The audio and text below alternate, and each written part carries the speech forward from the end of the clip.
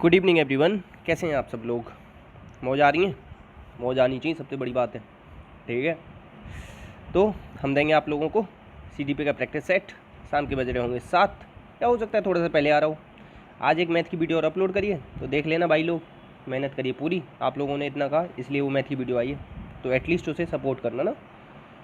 बाकी पहले क्वेश्चन से स्टार्ट करेंगे।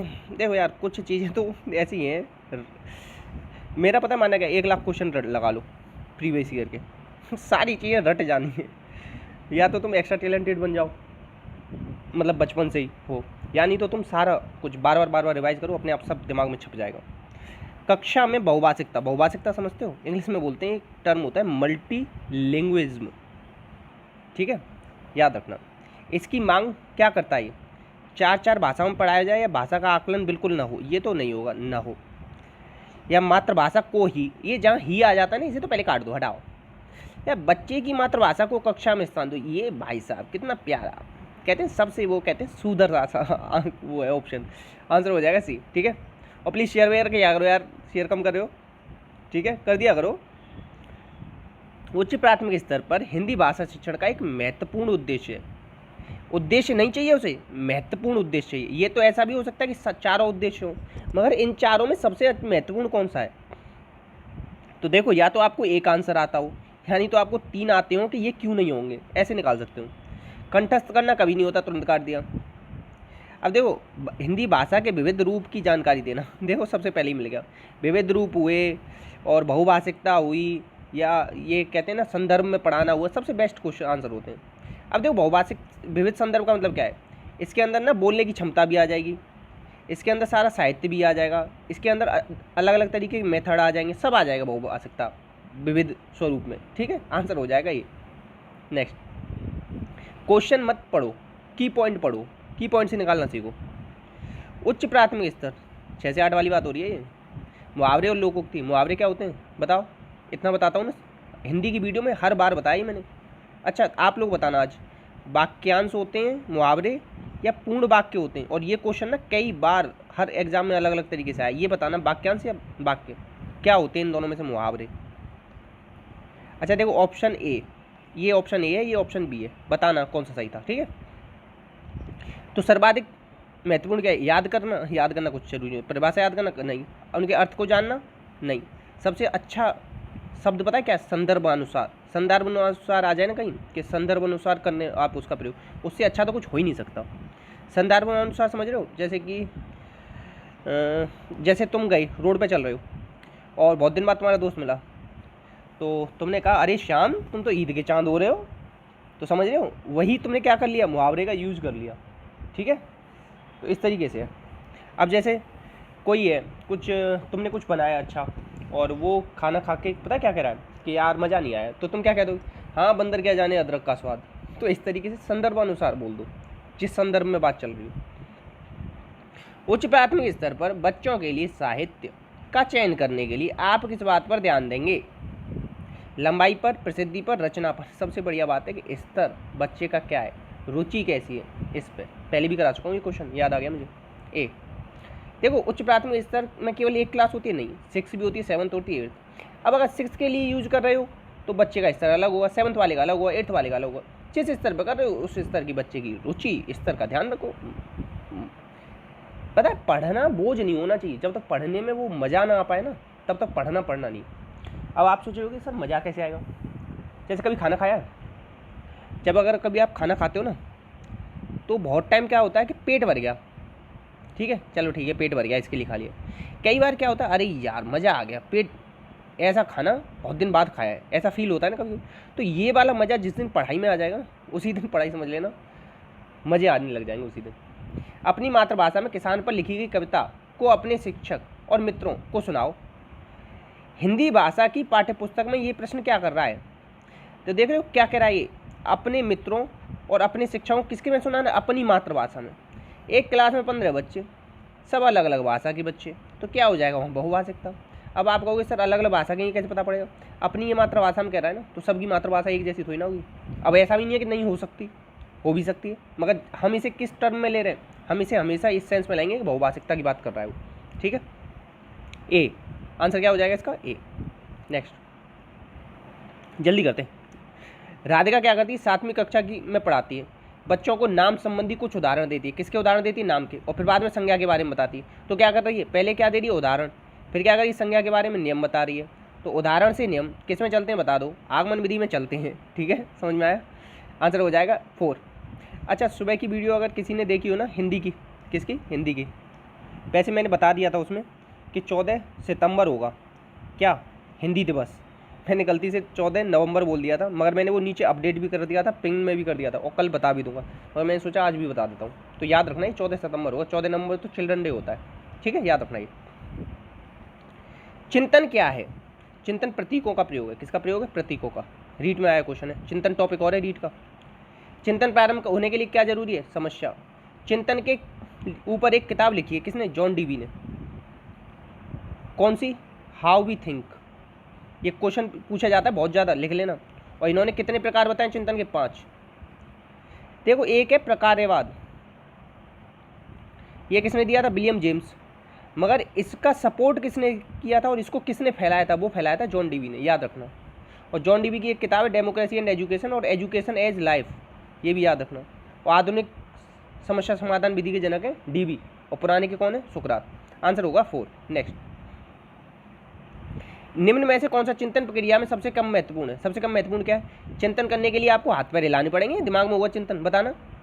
चिंतन संज्ञानात्मक प्रक्रिया भैया, समझो मेरे भाभी शिक्षक और शिक्षिकाओं। ठीक है, आंसर हो गया 3। शरीर का कोई मतलब नहीं होता चिंतन में। नेक्स्ट, देख रहे हो 2012 में आया है, अब क्या चल रहा है? 2021। 12 को 21 कर दो, बस इसको यहाँ कर दो, ये रिपीट हो जाएगा। पता नहीं क्यों ऐसी फीलिंग आ रही है, रिपीट होगा ये क्वेश्चन, तुम कर लेना, अच्छे से याद कर लेना। रचनात्मक चिंतन का अंतिम चरण क्या है? रचनात्मक चिंतन का अंतिम चरण होता है सत्यापन करना, मूल्यांकन मत कर देना। ठीक है, आंसर क्या हो जाएगा? बी। MP टेट में आया है 2019 में। नेक्स्ट, निम्न में से कौन सा भाषा और विचार का एक साथ? भाषा और विचार कौन सा होता है? भाषा कहाँ से बोली जाएगी? मुख से बोली जाएगी, तो मौखिक चिंतन। जो स्लो लर्नर होता है ना, जो धीमे धीमे सीखता है, उसका लक्षण कौन सा नहीं है? अमूर्त चिंतन थोड़ी ना कर लेगा, इसके लिए तो मिनिमम आपको 90 तो IQ होना ही चाहिए। स्लो लर्नर का तो कम होता है IQ। आंसर क्या हो जाएगा? 4। ये कौन करता है? इसे अपसारी चिंतन कहते हैं। तो ठीक है, याद रखना, आंसर हो जाएगा 4। ये स्लो लर्नर नहीं करता। अल्प अवधि होती है, सीमित शब्दावली होती है, सीमित प्रयास होता है। अच्छा चलो, आपको बिल्कुल नहीं समझ में आ रहा है क्वेश्चन क्या लिखा है, बिल्कुल नहीं आ रहा, तो फिर कैसे निकालोगे आंसर? देखो, अल्प, सीमित, सीमित, ये तीनों कैसे जा रहे हैं? ये नेगेटिव जा रहे हैं। स्लो लर्नर कैसा है? नेगेटिव है। तो ये तीनों तो इसकी विशेषता हो गई। ये कहाँ से? ये तो अलग चीज़ आ गई। अमूर्त तो चीज़ कर रहा है, अमूर्त चीज़ तो प्याजे की 4थी स्टेज में आती है। इसके लिए तो बहुत दिमाग लगाना पड़ता है अमूर्त चिंतन के लिए, ऐसे ही नहीं हो जाता। इस तरीके से निकाल लिया करो, आंसर हो जाएगा 4। अच्छा लगा क्या? अच्छा लगा हो तो प्लीज़ शेयर कर देना, शेयर ना करो तो एटलीस्ट बता देना कमेंट में लिख के कि समझ में आया था। चिंतन का सबसे महत्वपूर्ण तौर से क्या सम्मिलित होता है? चिंतन के लिए सबसे महत्वपूर्ण क्या है? तर्क। नेक्स्ट, सबसे अलग या हटकर चिंतन। सबसे अलग या हटकर चिंतन किसे कहते हैं? ये होता है अपसारी। अपसारी क्या होता है? ये होता है मौलिक, पहली बात, नवीनता, लोचकता, हर बार नया आएगा कुछ, और क्या ये कंटिन्यू आते रहेंगे विचार, इस तरीके के होते हैं अपसारी चिंतन। अपसारी चिंतन को कहते हैं आउट ऑफ द बॉक्स, एक चीज़ के बहुत सारे पहलुओं को देखना। ठीक है, ए हो जाएगा। नेक्स्ट, शब्दों की भाषा इसके लिए आवश्यक नहीं है। शब्दों की भाषा किसके लिए आवश्यक नहीं? कल्पना के लिए शब्दों की जरूरत हुई ना, दिमाग में चिंतन होगा वो तो। चिंतन में क्या जरूरत है? शब्दों। किस प्रकार का चिंतन सृजनशील से संबंधित? सृजनशील क्या करता है बताओ? अलग सोच करता है। अभिसारी होगा नहीं, ये सब होगा नहीं। अलग सोच को ही क्या कहते हैं? अपसारी। ठीक है, याद रखना। नेक्स्ट, बहुभाषिक कक्षा में मातृभाषा का प्रयोग अधिक से अधिक नहीं किया जाना चाहिए, हटाओ। अनदेखा कर दिया जाना चाहिए, हटाओ। अस्वीकार किया जाना चाहिए, हटाओ। तो क्वेश्चन नंबर 2 जवाब बताना कि आपको क्या लगता है इसका, कि अगर कोई बहुभाषिक कक्षा है तो उसमें मातृभाषा का प्रयोग बच्चा करे ना करे? मतलब बच्चे को जीने दोगे, नहीं जीने दोगे? चाइल्ड सेंटर एजुकेशन चल रहा है, मना कर दोगे उससे कि लैंग्वेज का यूज मत कर? आंसर 2 आप बताना इसका।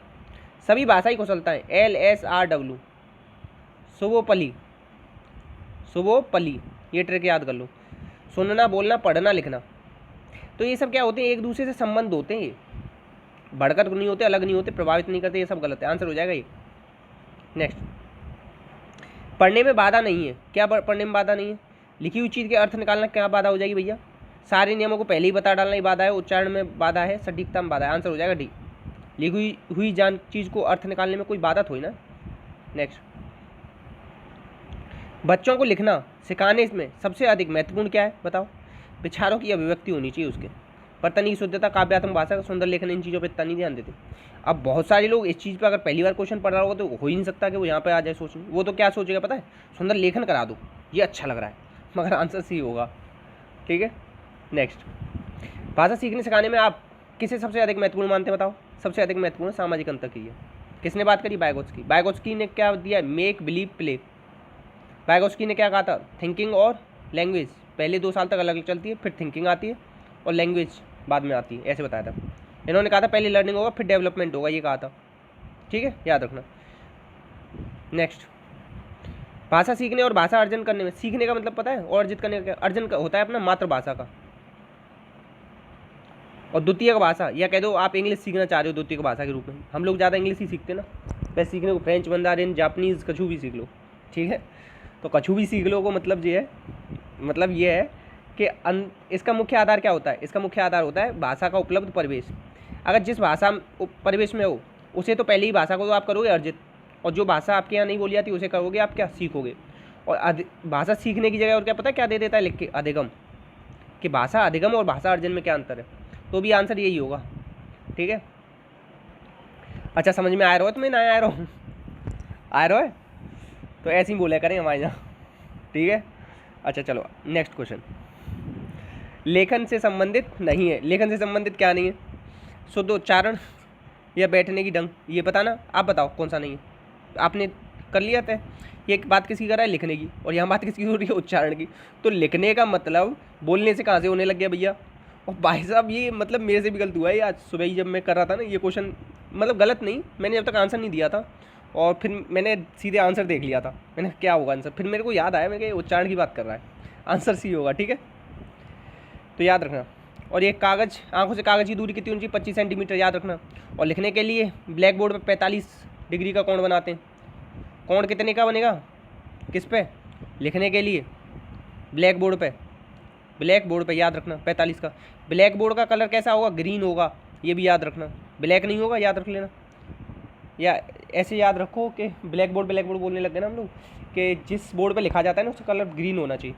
अच्छा एक चीज़ और बताऊं कि जब हम उसे रब करते ना, या डस्टर से जब हम साफ़ करते ना उसे बोर्ड को, तो कैसे करना चाहिए, तो हमेशा जैसे ये बोर्ड है आपका, वो आपको डस्टर चलाना, मतलब डस्टर से इसे साफ़ करना जो लिखा है, तो इस तरीके से करेंगे आप, इस तरीके से, मतलब डस्टर होता है ना तो पूरा आता, तो यहाँ से एक कोने से ले जाएंगे इस कोने पर, फिर यहाँ से ले जाएंगे इस कोने पर, ऐसे करके पूरा साफ़ करेंगे। ठीक है, याद रखना। तो ये क्वेश्चन आता है ऐसे कि दाएं से बाएं साफ़ करते हैं डस्टर से, याद कर लेना, ये आया है क्वेश्चन कई बार, फिर कहोगे कि बताया नहीं था। नेक्स्ट, अच्छा प्लीज़ बताओ कैसी लग रही वीडियो, बताओगे क्यों नहीं, तुम लोगों के लिए इतनी मेहनत कर रहा हूँ मैं, अच्छे से कमेंट करना। ठीक है, उच्च प्राथमिक स्तर पर लेखन क्षमता का आकलन करने के लिए सबसे किस बिंदु को सर्वाधिक महत्वपूर्ण दोगे, मिश्रित, तत्सम, वर्तनी, सबसे बड़ी बात है विचारों की मौलिकता होनी चाहिए, सृजनात्मकता होनी चाहिए, विचारों की अभिव्यक्ति होनी चाहिए। ठीक है, आंसर हो जाएगा ये। चलिए ले करते हैं, बहुत क्वेश्चन है। कक्षा 8 के लिए पाठ्य पुस्तक का निर्माण करने के लिए सबसे महत्वपूर्ण क्या है, विविधता होनी चाहिए, जो प्रसिद्ध लेखक आएंगे हैं वो भी इसमें आ जाएंगे, पाठों की संख्या है वो भी इसमें आ जाएगी, सब इसी में आ जाएगा। विविधता पता है क्या है, अम्ब्रेला टर्म बोलते हैं इसे, क्या बोलते हैं, बोला जाता है अम्ब्रेला टर्म, मतलब कि जिस टर्म के अंदर सारे आ जाए ना, बहुत सारे अंदर घुस जाएँ तो उसे कहते हैं अम्ब्रेला टर्म। नेक्स्ट, भाषा शिक्षक में क्या किसका ज्ञान होना चाहिए बताना। अच्छा, भाषा शिक्षक के रूप में किसका ज्ञान नहीं होना चाहिए, व्याकरण, सुंदर लेख, विषय, ये सब का, रसायन विज्ञान, ये साइंस की बात कर रहे हो और यहाँ पे बात हो रही भाषा की। अच्छा तुम्हें एक चीज़ बताऊँ, जो लैंग्वेज है, लैंग्वेज क्या है, लैंग्वेज सब्जेक्ट है, ये हिंदी वगैरह क्या है, ये सब हमारी लैंग्वेज है, इसे सब्जेक्ट मत मान लेना। हम इन्हें एज ए सब्जेक्ट पढ़ लेते हैं, मगर हमें पढ़ना नहीं चाहिए एज ए सब्जेक्ट। इसे हमें ना एक तरीके से, ये देखो एक फ्रेज बोली जाती है इंग्लिश में, language can not be taught, it should be caught, मतलब इसे पकड़ना होता है। मतलब जैसे आप बचपन में आपने मातृभाषा सीखी, इस तरीके से सीखी जानी चाहिए। ऐसा नहीं कि उसे कुछ सिखाया जा रहा है, सिखाया नहीं जा सकता इस चीज़ को, ऐसा मानना है सबका। तो रसायन का ज्ञान होना जरूरी नहीं है। भाषा शिक्षक की बात हो रही है, हिंदी इंग्लिश ये भाषा शिक्षक होते हैं ना, संस्कृत उर्दू कोई सा भी हो सकता है, तो जरूरी नहीं है उसे रसायन का ज्ञान हो। नेक्स्ट Al2SO4 Al2SO4 बोल रहा हूँ, जैसे फिटकरी है तो ज़रूरी नहीं कि उसे फिटकरी का फॉर्मूला याद हो। वैसे क्या है फिटकरी का फॉर्मूला, KMnO4 Al2SO4 का होल ट्राइस 24H2, ऐसे ही है। हाँ, प्राथमिक स्तर पर बच्चों की भाषा के आकलन के लिए सर्वाधिक महत्वपूर्ण किसे देंगे, तो सबसे महत्वपूर्ण देंगे पोर्टफोलियो।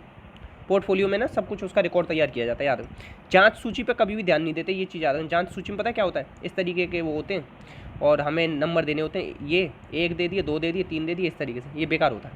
नेक्स्ट, बच्चों की भाषा विकास समाज के संपर्क से होता है, ये किसने कहा है, वाइगोत्स्की ने कहा है।